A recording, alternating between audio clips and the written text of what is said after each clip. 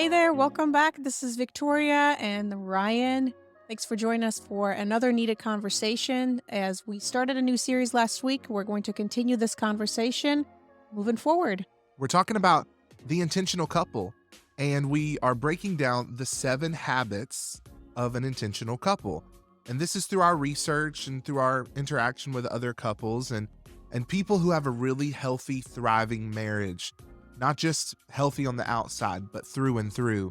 And last week, we opened up that conversation talking about having a vision for your marriage, and that the first habit of an intentional couple is the fact that their marriage is built on a common mission, that they've let go of the world's idea of success, of this myth of the pursuit of happiness, and they've tapped into what it means to truly live a significant life.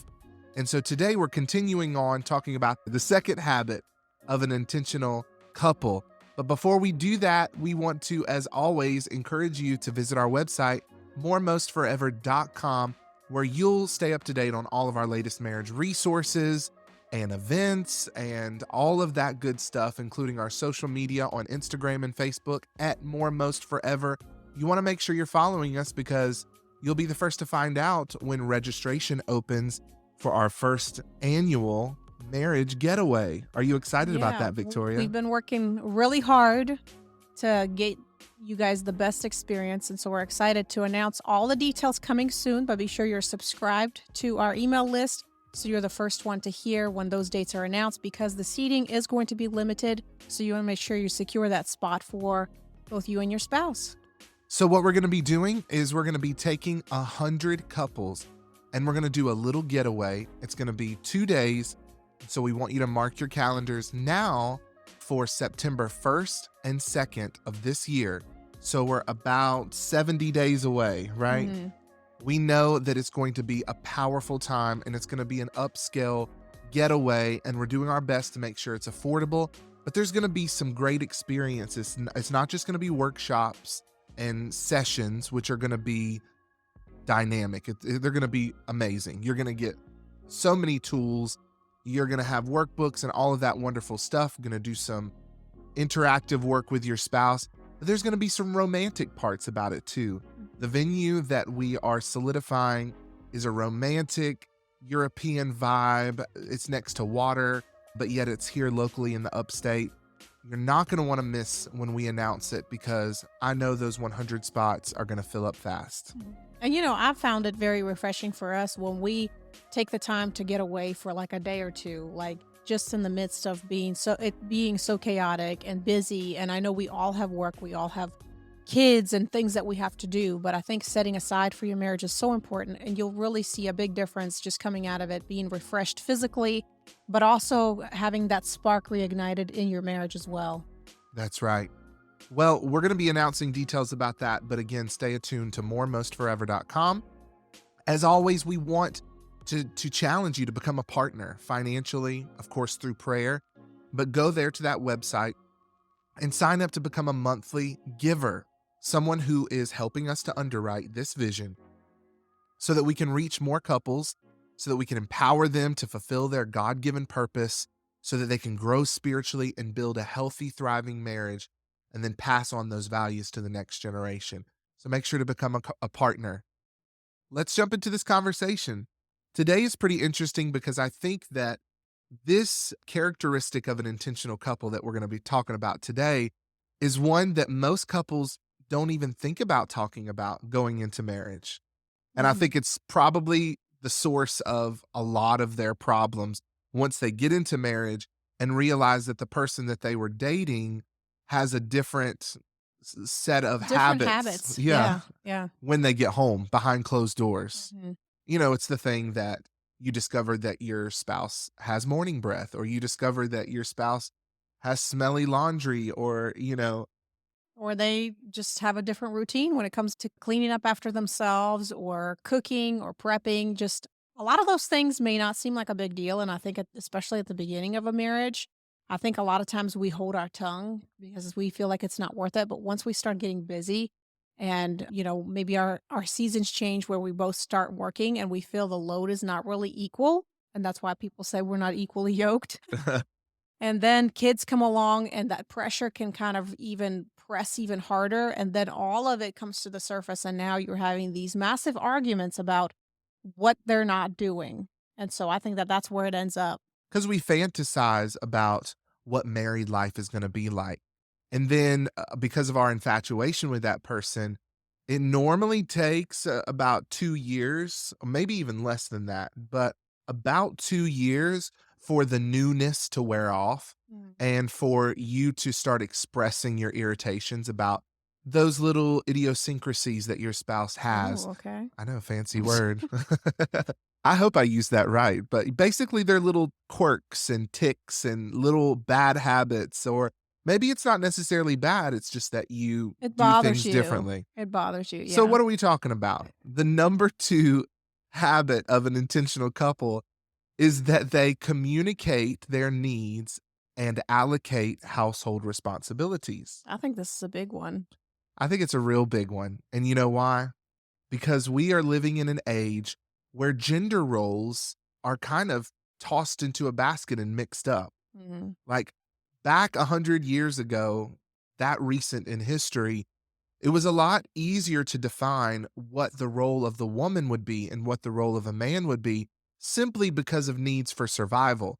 It was a far more barbaric time, and the further you go back in history, the rougher it was for people to survive the basic elements to be able to feed themselves and their family and create shelter. A lot of the things that couples argue about and just people in general, it's what they call now first world problems, Mhm. right? Unloading the dishwasher and how a person puts in a plate, whether they put it, whether you rinse the plate before you put it in or you don't, or however you align the forks and the spoons. It's like people in the 1500s would be like, what are you even talking about? You Yeah. have Let's move dishes, on. We're right? we're alive today. Mhm. Yeah, but it's these little things that are irritants and they build up over time because couples don't communicate what their gender role expectations are in the relationship.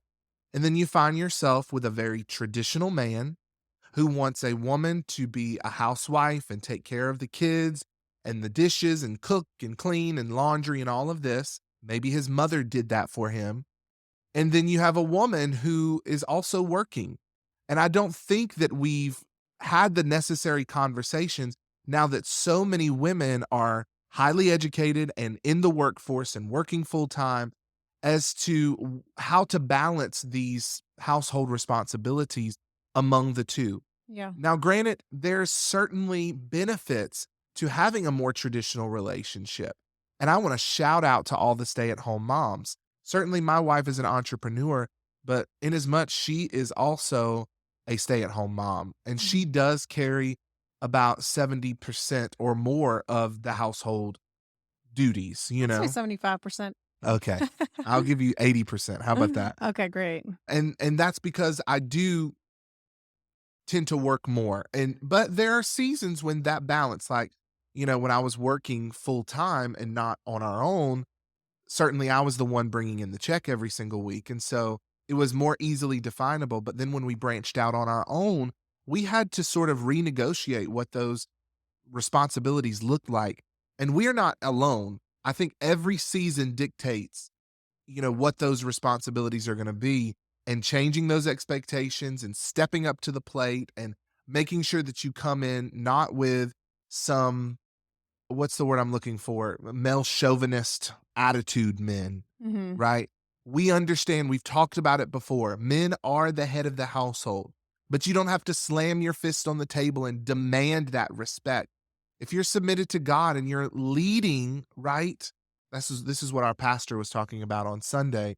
It was our Father's Day message, and he just illustrated men grasping and banging their fist and demanding respect. Well, if you're submitted to God and you lead as a servant, and Mhm. just as Jesus did, you're going to be easy to submit to.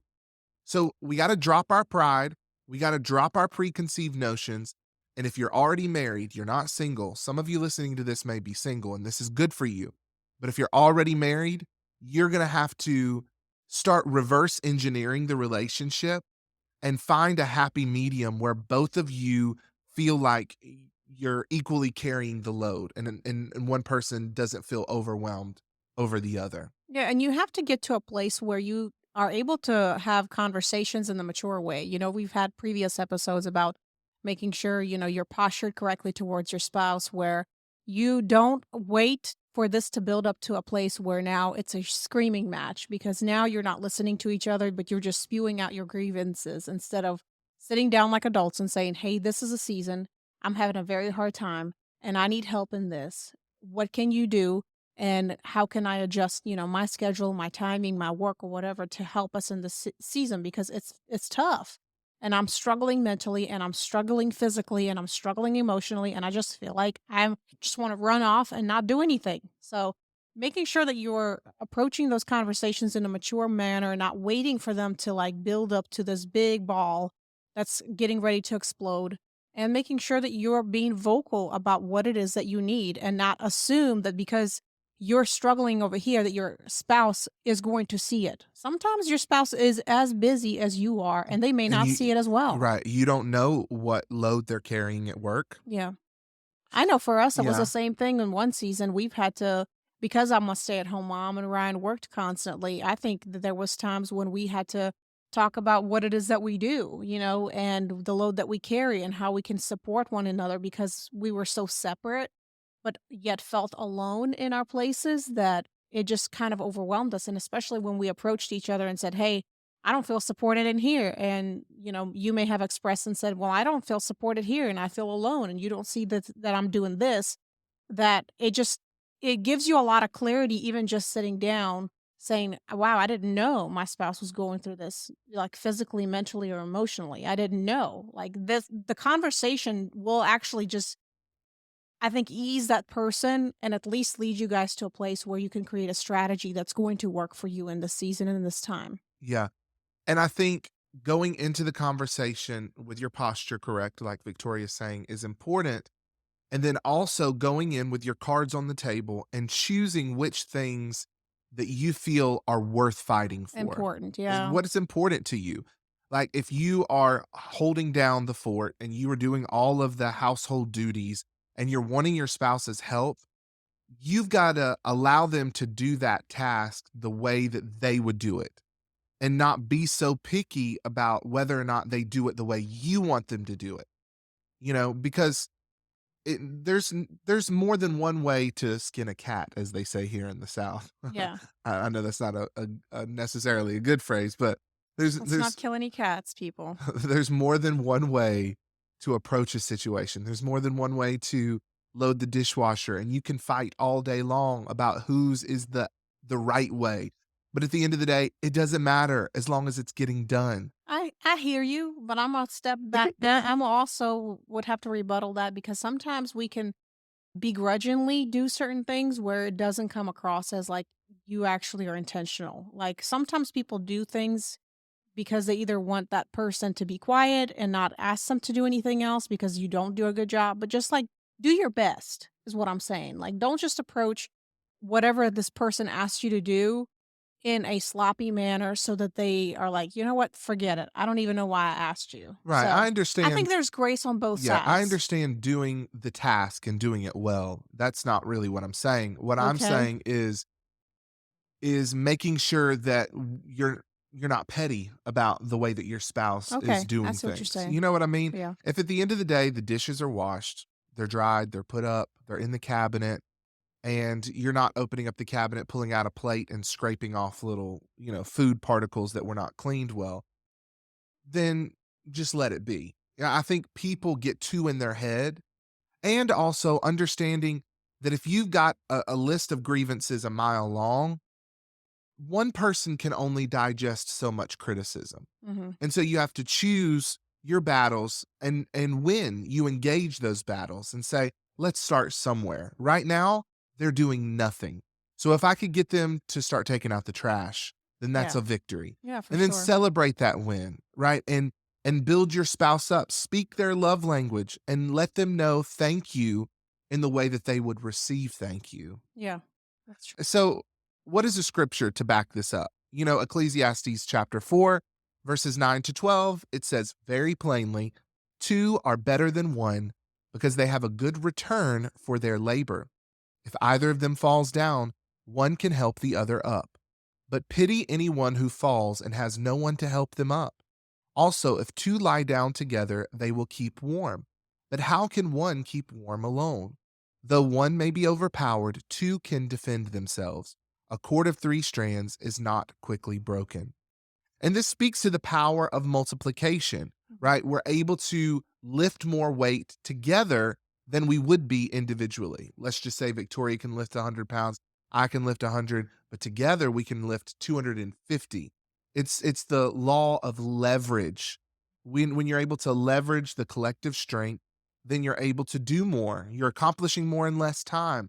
And it takes intentionality, sitting down, having the conversations, listing out all of the household responsibilities, and claiming them one by one. Now, granted, we are speaking in about a situation where both of the couples work, both Mhm. spouses work. So they're both full time, they both hold down the fort in certain ways. List out all of those responsibilities and share them. Now, if you have a more traditional relationship, I think one of the things that needs to be talked about is the fact that most of the time, one of the spouse gets to clock out and they come home and they decompress. Well, what about the wife or the spouse who is at home taking care of the kids, doing the laundry, doing the food, all of those little things around the house that build up? Like, when do they get to clock out? Mhm. That's an important thing to note. Like, if you are the one bringing home the bacon, so to speak, right? You're the primary breadwinner, and you come home and you make sure that you have time to decompress. You have to consider giving your spouse space to do the same. Whether that's when you get home, an hour into you being there, you saying, I get home at 5, at 6 o'clock every single day. I got the kids, I got the rest of it. You go to the gym, or you take a walk, or you go have some alone time in the bedroom and do your devotionals, or whatever the case may be. Or you could say, you know what? I've got breakfast. Since you're going to be home all day with them, sleep in, I've got breakfast, and then I'll go off to work. When you wake up, the kids have already eaten and you can Mhm. take care of yourself. These little considerations go a long way. And I think the more that you go into it as a I versus them conversation, the more you're going to be pushed into your individual corners and you're in defense mode instead of being proactive in the relationship with care and concern. I know that people have lazy streaks. I know that there are situations where the man is bringing home all the money and he's expected a traditional housewife and she's sitting home spending all the money. She's on target.com and amazon.com. Well, hopefully not as much with Target right now, but that's another conversation. But she's online shopping and she's doing all this and that. Maybe it's pre-children, and he comes home and he expects a meal and it's not there. Mhm. Has he considered whether or not she has these domestic skills? Is this what she wants long term? And if this is his expectation and she doesn't have those domestic skills, how can she acquire those skills? Can she mentor under someone? Can she take a class? Can she start watching YouTube? These conversations have to be had. On the other end of the spectrum, there are many men who expect their wife, who works full time, to also hold down the fort and make all of the meals and cook all the dishes and clean all the laundry. Yeah. So we have to find a reasonable solution for you as a couple. The solution that's going to work for you is not the same one that's gonna work for us. And we can say that the expectations that we had at the beginning of a relationship is no longer the same ones, or you're basically disappointed when the season hits. And that's the thing that we are always teaching, is that once you arrive into a next season of your life and you see something shift, somebody else got a job, a promotion, children, grief, loss, whatever it is, you have to approach it and sit down at the table, as we've talked before, your altar, and renegotiate and allocate the responsibilities in the proper manner. Otherwise, there's going to be false expectations that you assume that your spouse is going to take because they see, you going through certain things. You have to verbally communicate what it is that you're feeling, what it is that you're going through, and do so in an effective way where you guys can create a strategy that's going to work for you. And that's not to say that the beginning of your relationship, everything is now a lie. I think it just changed because hopefully we as individuals are continuing to grow, continuing to evolve. And that means that we have to approach, each other in a way where we see each other as growing individuals, and they're no longer the ones that are in their 20s. They're in their 30s and they're maybe dealing with certain other things. So just having the right expectations and making sure you approach each season with a conversation at the table, which is your altar. That means being intentional about recognizing when your season has shifted. Yeah. Now, there are times when you can anticipate a seasonal shift. For instance, A you baby a or yeah. baby, right? Mhm. You're 8.5 months pregnant. At this point, you should be having these conversations about what life is going to look like for the first 6 months of that child life. Over the next year, what are the things that are going to have to be shifted around in the household to be able to accommodate the attention that this newborn needs?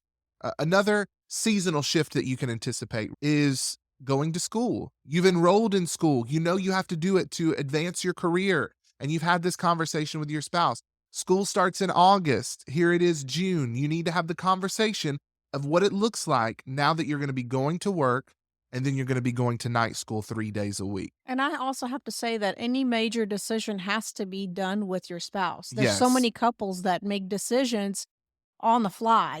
They say yes to people and make commitments that they have not consulted their spouse with. And if you sign up for something, you've signed up your spouse with it. So you have to Mhm. make sure and be considerate. And this is why Ryan was saying that whenever you're going through life, just being considerate and making sure that you operate as one unit and say, let me ask my wife. It's not like a cop out, but saying, do we have something else on the schedule that I may not be aware of? Let's look at our calendar. Let's decide if this is going to be something that's taxing on our family or it's going to add to our family. It's going to help us grow, So, And it comes down to rhythms.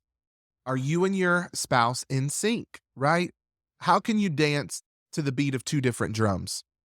You have to, in every season, set the metronome of what is the expectations, how are we moving, where can we bend to adjust.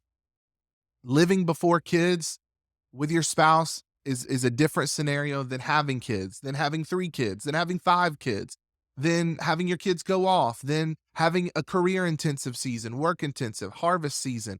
All of those things that represents your rhythms. Are your rhythms in sync? So Ephesians chapter 5:21 says, "Submit to one another out of reverence for Christ."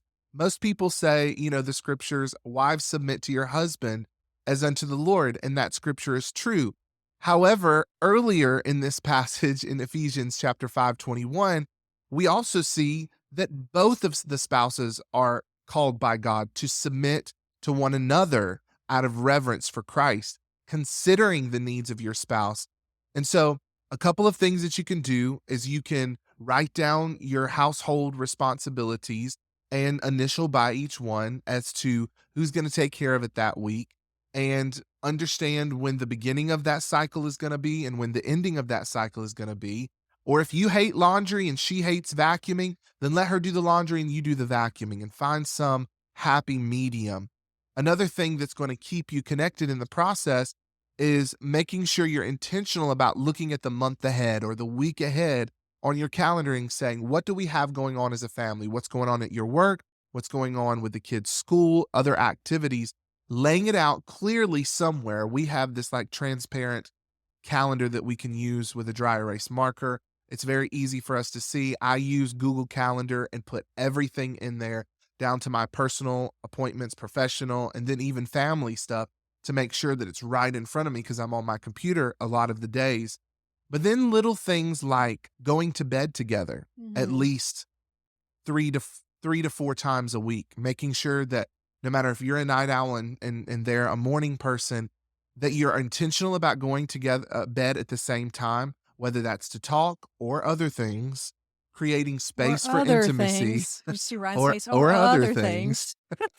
things. But you're synchronizing your rhythms, and that starts with synchronizing your sleep schedule to some degree. Yeah, and I think when we're dating too, we don't think that it's gonna be such a big deal, but I think once we get into life and it gets so busy, it becomes overwhelming of how it actually affects. Like Ryan is a night owl and I'm a morning person, and we've had to kind of work to where maybe sometimes I'll stay a little bit later to be with him.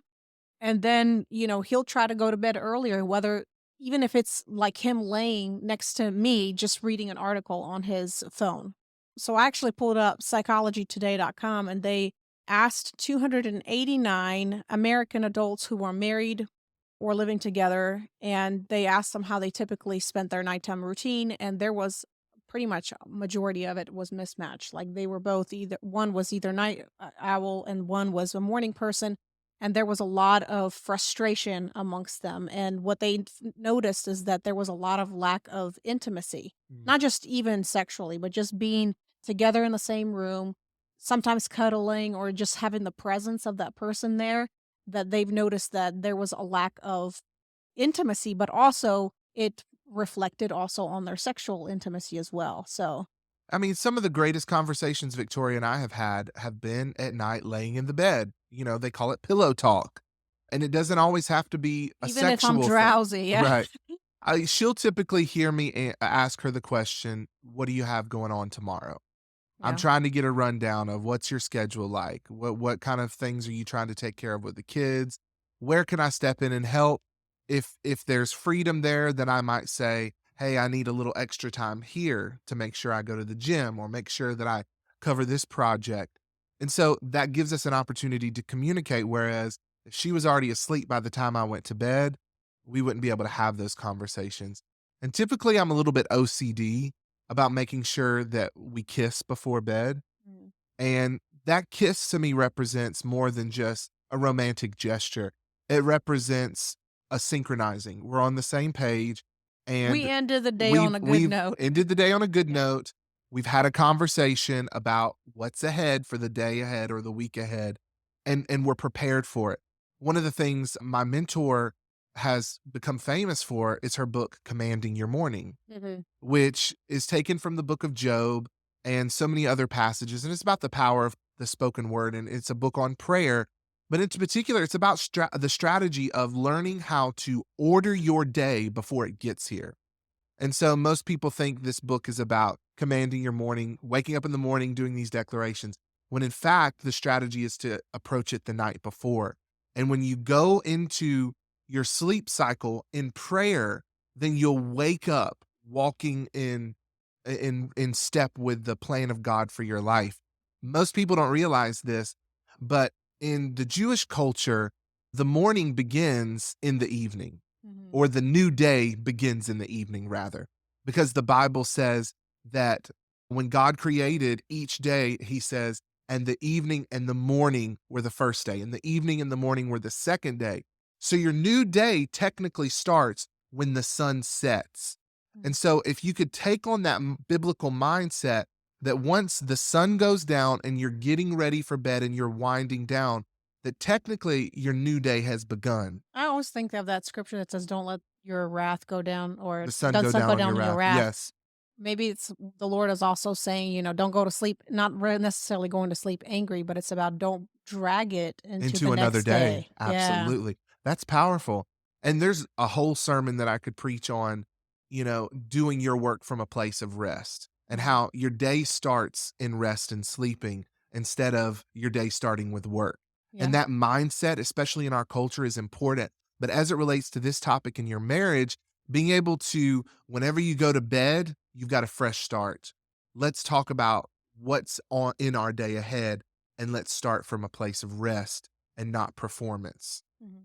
I know there's a lot there, but the other thing that pairs in with that is the need to set boundaries around your screen time. Yeah. Some of you might need to plug up your phone away from the bed and not keep it next to your head, and I mean, I've had to do that because I started having tinnitus, so I was like, I need to do something get different. all of these, Mm. electromagnetic fields away from my body, at least while I'm sleeping. And there's scientific, reasons to do that, health reasons. But I think just mentally being able to escape and daydream or go into that REM sleep without constantly having that blue light or whatever they call it, you know, bouncing, especially if you're a person who has not controlled your notifications. But all of the phones now have settings where you can go in and put restrictions on app. to say, I'm only going to allow myself an hour of social media or this amount of time on this other kind of app, that I'm setting parameters so that I'm not controlled by the technology, but I'm controlling the technology. I've actually had to do it myself recently, and it's actually helped my productivity during the day as well. And Mhm. just realizing this is how much time I'm spending on this device. We had a blog, you can go to moremostforever.com, and we wrote a blog, a strategy on how you can do a marriage digital detox. Maybe you need to put your phone away for a few days. And maybe it's not even the phone, maybe it's shows, TV shows that you're sitting and It could it can be be easy for 2 hours to pass quickly and, the night has passed and now you're sleepy and now you don't even wanna have a conversation, if you so don't get ahead of it, you're going to be swept up by it because it's all consuming. And yeah. that's the way that marketers and the world has designed it to be. But that's important in your relationship, is know when to put the phone down. And when you're talking, instead of having your phone on the table face up, I've talked to people and they keep tapping that screen to check for notifications. It becomes obsessive. Turn the phone over face down so that you can focus on the person in front of you. These are all just practical tips. But we want to read, there was an article that I came across that I thought was hilarious. And so I just want to read a little bit of it, and let's just comment some of the comments of people who were in this Reddit thread. Me and Victoria were just reading and cracking up about it. And then some of them were pure sad. It Yeah. was just straight up sad.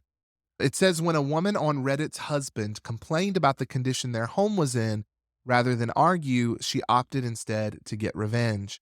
Her response has many women with similar frustrations cheering her on, of course, but it also reveals how little understanding all too many men have of just how much work goes into keeping a home.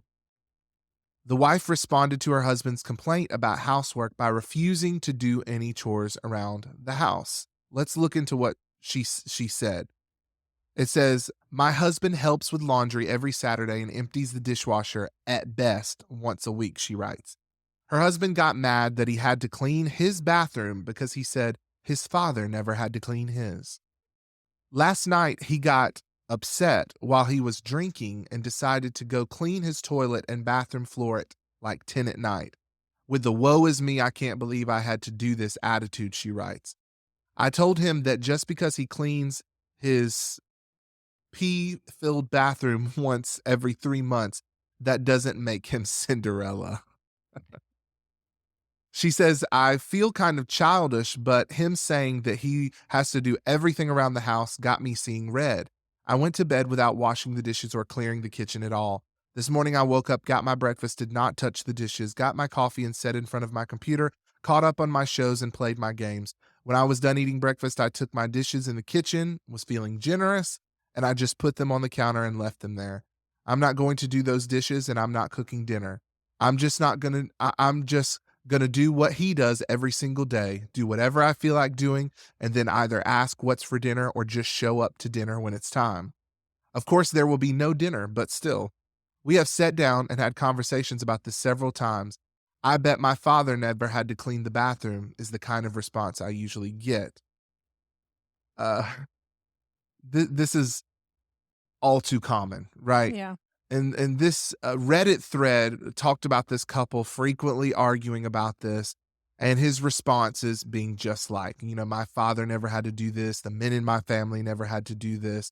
And despite how quickly things devolved around their house when she went on a strike, dirty clothes and dishes piling up until the place stunk, the situation did little to stop her husband from complaining about the housework, so much so that when she came home from work one night, she was greeted by him asking, "Are we eating dinner tonight?"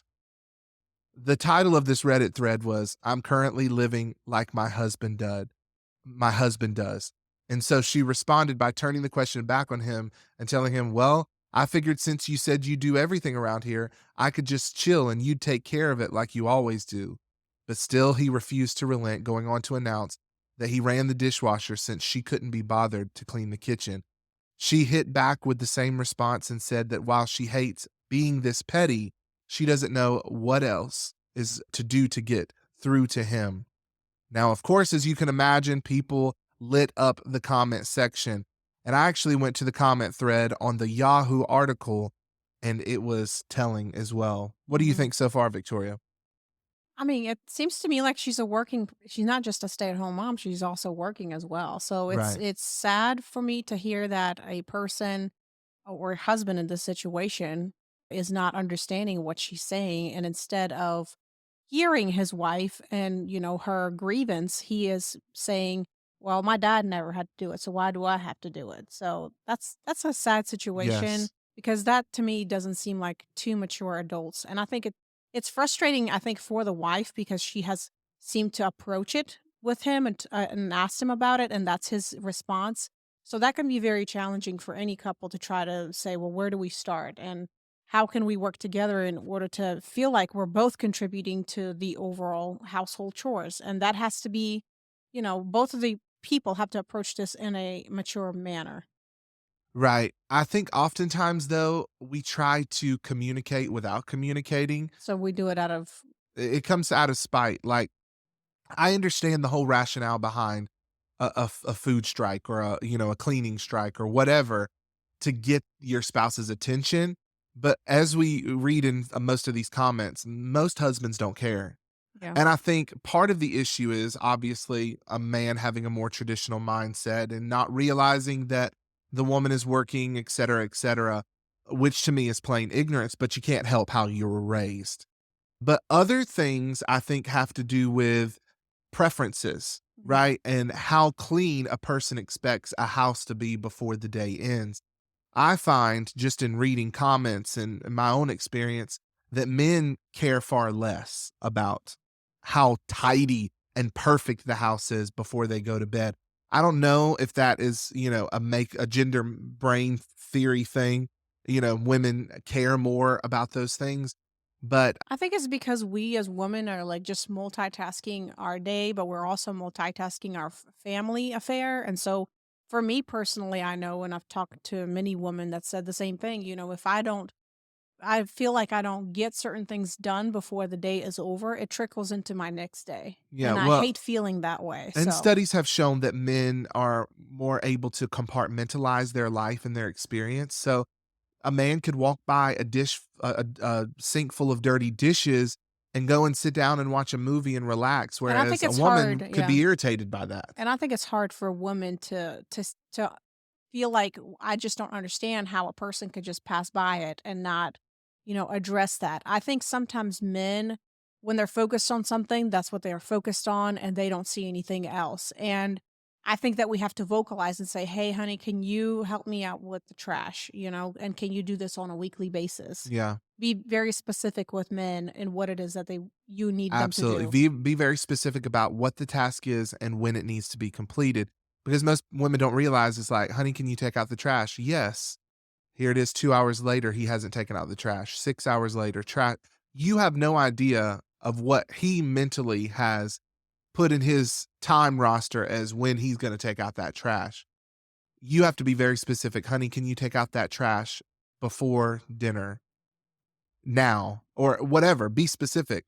One of the commenters said a lot of household chores are invisible jobs, meaning you don't notice when they are done by someone else, but you sure notice when they aren't done or Yep. when you have to do them yourself. But I think this woman was more irritated over the fact that there was a sink full of dishes than her husband was. That's just my theory. It says, when I was first married, I did laundry and I only did what was in the hamper. My late husband asked why certain things were not washed, and I said, because they weren't in the hamper. I'm not searching for laundry. He said, well, my mother always went around and picked up things. I said, look around. Do you see your mother anywhere here? After that, the laundry was in the hamper. See, something worked. It didn't click for some reason beforehand, and his mom didn't really do him a service by training him and picking up after him. And I think Now, that's why it's important for us to raise our kids in the right way too. Because you're not raising if you're raising your kids to always clean up after themselves and not feel those tasks, you're not helping them. you're raising somebody else's future husband or wife. Yeah. That's the bottom line. But I just have to blink at this and just stare right into the camera because, men, we have to do better about the hamper. Now, Victoria can be my witness. This has never been my problem. I don't know why it is, that we hear over and over again in counseling session after counseling session, that this man drops his drawers in the bathroom about 1 foot away from the hamper and just leaves it there, towel on the floor.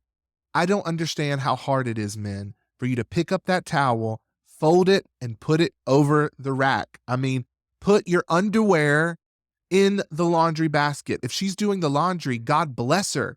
She's cleaning your nasty drawers every day. The least you can do is make sure that she doesn't have to pick them up off the floor everywhere. Yeah. All right, that was my soapbox. Uh, it says, this commenter, Linda, she says, when we retired, my husband thought I would do all the housework. I handed him the vacuum cleaner, and his response was, I didn't work all my adult life to spend retirement like this. To which I responded, neither did I. I retired after he did. I made a list of all chores that needed to be done daily, weekly, monthly. I handed him the list and told him to pick one. Then I picked one. We did that until every chore was spoken for. He was furious at the amount of work that he would have to do, but he did it for a couple of weeks and then suggested that instead of going out to dinner or ordering in so often, perhaps we could hire a cleaning lady to do some of the heavier chores. Life has improved immensely, but I still insist that he do his smaller chores, smaller listed chores. Sometimes it's good to have it in writing. At least that's what my lawyer said. Now that's very interesting. People don't consider that dynamic when you look at a traditional relationship, right? The woman has been a housewife her entire life. Her husband has worked outside of the home. He retires. When does she retire? Never. Yeah. And he's going to have to take on some of those Hey, responsibilities. and I've heard many people say that, listen, this was our saving grace to have a maid or somebody come or either do some babysitting for us or come in and do laundry 3 times a week. That has been so helpful and has removed a lot of arguments and a lot of issues in our marriage. So There if are that's what you have to services do, you got to do that. There are So, services where you can send out your laundry. yeah. If you live in kind of an apartment complex, there are units that do that. Like you sit it outside your door. There are ways around it. If both of you are bringing in money, then you may have the disposable income to hire someone, to come in once a week and do some of the heavy lifting. But you both have to be comfortable with it. A lot of people were saying how this couple is headed towards divorce. And I think that it's possible, right? If this resentment grows and grows and grows. But these are some hilarious comments. One of the commenters talked about how, her husband was this way, so she wanted to raise her son to think differently. And so she had her 2 sons trained up in this way, but they still turned out like her husband. And she said she went on a strike just like they did, and they didn't care. They didn't care that the house was a pigsty. And she just realized that they had different standards. I think that that's what I was talking about earlier. Yeah. These are some funny things, but this is the second habit of an intentional couple. And I want to challenge you couples out there to have this conversation this week. Sit with your spouse and say, especially husbands, let me just speak for the husbands. I want to challenge the husbands. Pull your wife aside and say, do you feel overwhelmed by the household duties? Is the allocation of what we're doing equal? Do you feel that? And see where you can pick up the slack and help each other out. As Ephesians say, two are better than one. Leverage your collective strength to get the tasks done and consider one another. Stop being lazy. Becoming intentional with your marriage. You're never going to have the marriage that you desire as long as it's a me versus them mindset. And so, Yeah. any final words, Victoria? Yeah, marriage is a lot of work, it's a lot of adulting. It's a lot of things that you have to push through even when you don't feel like doing it, but serving one another and asking each other, "Are you okay? Do you need me to help you with anything?" Just even the thought of you asking and actually being genuine about that already is going to make your spouse feel like, okay, at least my spouse is paying attention and at least they're noticing that I'm doing all this work. I think all of us want to be acknowledged for the work that we're doing and Yes. contributing to the household. So being appreciative, grateful for what it is that you guys are both bringing to the table by being vocal about it, and then also being vocal about the needs that you may need filled in that specific season. It certainly is a balancing act, but Yes. that's why we're here to help give you these strategies. And so, as always, make sure that you're subscribed to this podcast and consider becoming a partner. In fact, why don't you do it right now? Go to moremostforever.com and hit that donate button and support our ministry as we continue to empower couples and families.